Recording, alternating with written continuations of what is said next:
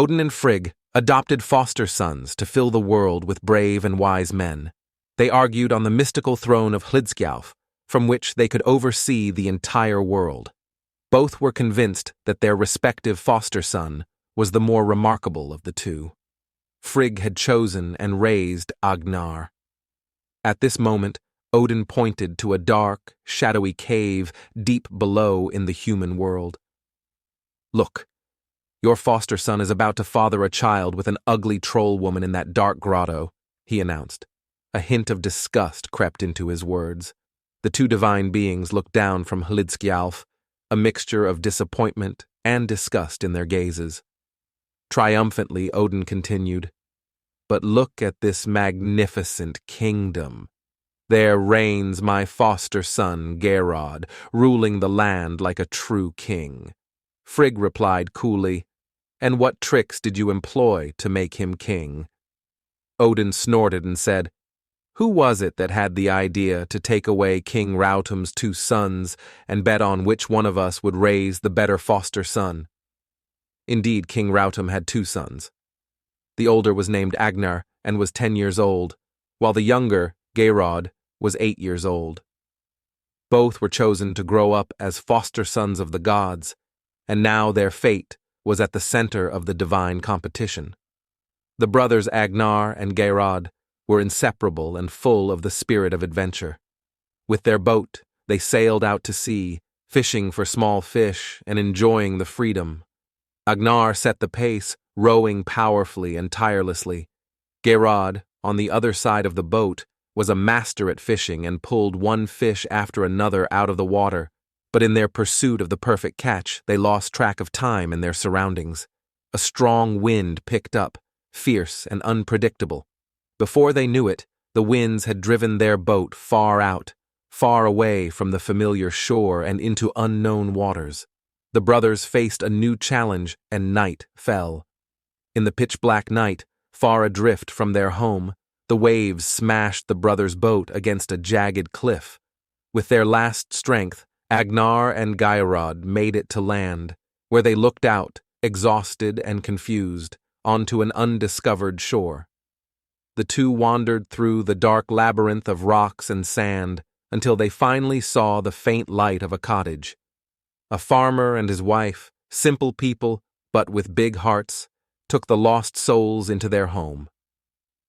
There Agnar and Geirrod found refuge and spent the rest of the winter with their new protectors. They had no idea that this was just the beginning of a much larger adventure. The woman, guided by Frigg's wise instructions, raised Agnar in an atmosphere of honor and righteousness. The farmer, on the other hand, molded Geirrod in the cunning arts of guile and deception, very much in the spirit of Odin. Some accounts even claim that the woman and the farmer were, in truth, Frigg and Odin themselves. As spring arrived, the brothers longed for their homeland and their father's farm. The farmer provided them with a ship, blessed with a magical gift from Odin. The couple took the brothers to the shore and bid them farewell warmly. As they did, the farmer, whose eyes twinkled with sly intelligence, whispered something into Geirrod's ear. No sooner had the brothers left the shore than a favorable wind filled the sails of their boat. They flew over the water's surface as if the sea were a field offering them no resistance. When they arrived at their father's landing, Geirrod immediately jumped ashore. Without a moment's hesitation, he pushed the boat back into the sea and shouted, "Sail to the trolls!" His voice echoed over the water, and the boat drifted away, driven by invisible forces. Before Agnar could realize what had happened, the boat was quickly swept out to the open sea. It headed straight for the dark islands where trolls wreaked havoc. A return from there was impossible. Geirrod returned alone to his father's estate. The entourage welcomed him with both cheers and sorrow as they had to deliver the sad news of his father's death. Since Agnar, the actual firstborn and rightful heir, was missing and declared dead, the inheritance fell to Geirrod. He was crowned king and quickly grew into a powerful and renowned ruler. His cunning and craftiness, learned from his foster father, the farmer, or, as some whispered, from Odin himself, made him an unparalleled king. Frigg watched from Hlidskjalf as Geirrod sat in his magnificent hall revered by his followers. Her gaze then drifted to the dark cave where her foster son Agnar was in an unsightly condition, attempting to father a child with an ugly troll. She felt nothing but disgust. "Let's talk about Geirrod then," Frigg began, unable to suppress a mocking smile. "He's so stingy that he lets his guests go hungry and thirsty even when they arrive in droves." "That's simply not true," Odin vigorously defended his foster son. "Geirrod is one of the most generous kings who has ever lived." Thus, a bet ignited between Frigg and Odin, a bet concerning Geirrod's generosity. Odin set out to test his foster son Geirrod himself. Taking on the guise of a wanderer, he called himself Grimnir, which means the Masked One. Cloaked in a wide blue mantle, he entered Geirrod's realm.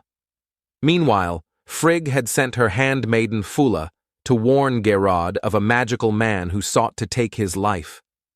"You'll recognize him by the fact that even the fieriest dog won't attack him," Fula informed the king.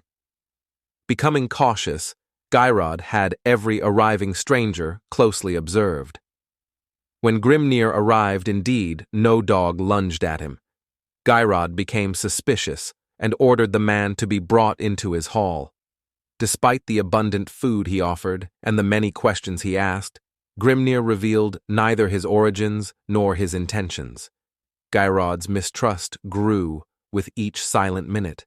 Geirrod, still suspicious, had the silent stranger placed between two columns of fire and tormented him there for 8 days. Grimnir was neither given food nor drink.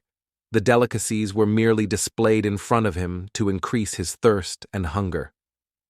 Amidst this torment, Geirrod's young son Agnar appeared, considered to be the reincarnation of his lost uncle of the same name.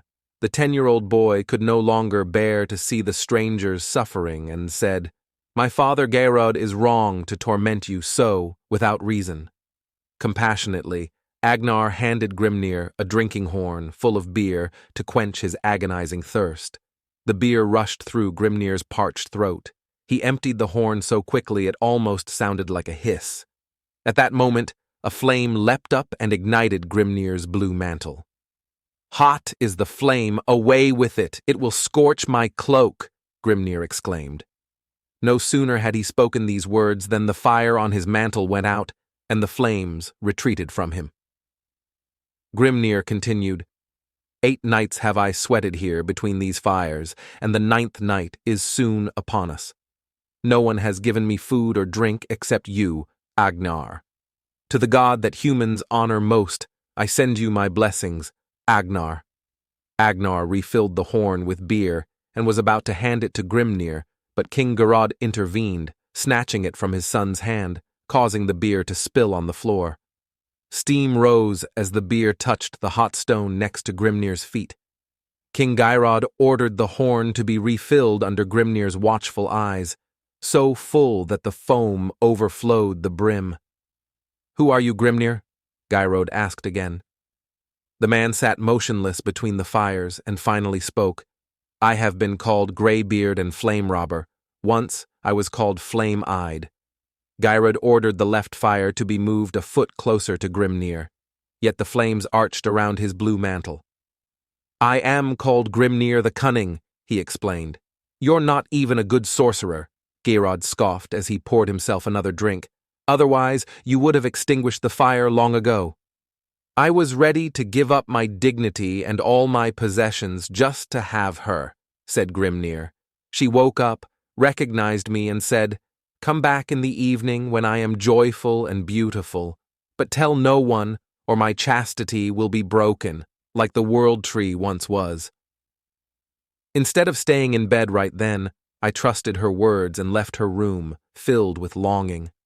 When I returned in the evening, her servants stood armed in front of her house and greeted me with burning torches. King Geirrod burst into loud laughter and had another drinking horn filled. The next morning, when her entourage was still sleeping off their drunkenness, I sneaked back into her room. In the dim light, her blonde hair looked strangely thin, Her head pointed. Should I leave? I pulled back the blanket and found, instead of the beauty, a dog tied to her bed. It growled and barked me out of the house. Geirrod laughed so loudly that he spilled beer from his drinking horn. This story reminds me of Odin, he said. Agnar then warned King Geirrod. Don't you recognize him? It's Odin, in the blue cloak and with only one eye, said Agnar. Geirrod laughed at his son and had his horn refilled. There are many who wear blue cloaks, and some have lost an eye in their youth, and that dogs run away from him proves nothing. Geirrod was confident in his judgment. Odin created the hills, lifted the earth from the sea, and shaped the first humans from tree trunks. Do you really believe that this god would let himself be held by me between two fires for 8 days? Agnar fell silent, and Grimnir continued, How small is the pain over a girl compared to the one I inflicted upon myself. When I climbed the world ash and hung myself upon it, when I sacrificed myself, when I was wounded by the spear, and my blood soaked the earth. For 8 days, nobody gave me bread or anything to drink, and I dried up like a stockfish. But on the 9th day, rune staves were handed up to me from below. I quickly grabbed them, accepted them, and fell back to the ground, freed. Then I became proficient in these symbols, learned birth runes, beer runes, and sleep runes, and from wise Mimir, my mother's brother, 9 mighty spells. I grew to my full size, collected all the experiences necessary for me, and learned life, misfortune, victory, and death runes. One deed led to the next, up to this moment where the fires next to me burn for the 8th day. The 9th day begins now. Who are you, Grimnir? Asked Geirrod with a heavy tongue. I called myself Gangran, the Bulwark, answered the one spoken to. Others called me the Gold Container, the keeper of the mead of poetry, the warrior, the one-eyed. Yes, I called myself Grimnir. You are not Grimnir? Asked Geirrod with a trembling voice. You've drunk too much, Geirrod. You're speaking in a drunken and confused manner. You're squandering Odin's wisdom. I gave you much advice, none of which you considered. And now the Norns are set against you. I see your sword splattered with blood. Your life is at an end. Now you can see Odin, said Grimnir, shedding his disguise. King Geirrod leaned on his high seat, his sword half drawn on his slack knees. When he realized that he had kept Odin between the fires for 8 days, he jumped up in horror to free him. But the sword slipped from him, the hilt hit the ground. Geirrod bent over, stumbled, and fell onto the upright blade. It pierced him, and the king died. Odin disappeared from his spot between the fires, and Agnar was crowned king. He ruled long and justly,